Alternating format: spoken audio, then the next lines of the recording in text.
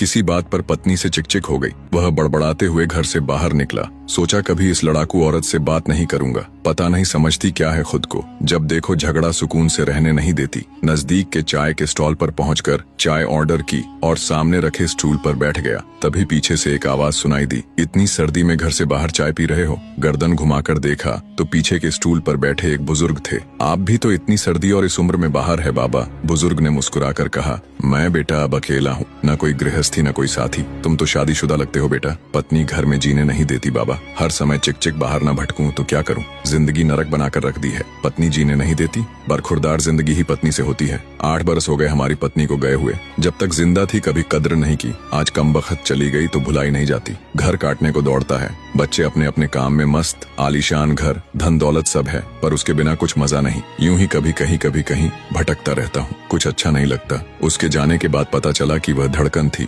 मेरे जीवन की ही नहीं मेरे घर की भी। सब बेजान हो गया है। लेकिन तुम तो समझदार हो बेटा, जाओ अपनी जिंदगी खुशी से जी लो, वरना बाद में पछताते रहोगे मेरी तरह। बुजुर्ग की आंखों में दर्द और आंसुओं का समंदर साफ नजर आ रहा था। चाय वाले को पैसे दिए, नजर भर बुजुर्ग को देखा। 1 मिनट गंवाए बिना घर की ओर मुड़ गया। उसे दूर से ही देख लिया था। डबडबाई आंखों से निहार रही पत्नी चिंतित दरवाजे पर ही खड़ी थी। कहाँ चले गए थे? आपने तो जैकेट भी नहीं पहना, ठंड लग जाएगी तो। तुम भी तो बिना स्वेटर के दरवाजे पर खड़ी हो। कुछ यूं दोनों ने आंखों से एक दूसरे के प्यार को पढ़ लिया था। कई बार हम लोग भी अपने जीवन में इसी तरह की गलतियां कर बैठते हैं। सिर्फ पत्नी ही नहीं, माँ बाप, चाचा ताऊ, भाई बहन या अजीज दोस्तों के साथ ऐसा क्रोध कर देते हैं जो सिर्फ हमको ही नहीं उनको भी कष्ट देता है। छोटा सा जीवन है, कहीं क्षमा करके कहीं क्षमा मांगकर हंसकर गुजार दो। जिंदगी के सफर में जो गुजर जाते हैं वो मुकाम वो फिर नहीं आते। वीडियो कैसी लगी कमेंट करके जरूर बताना।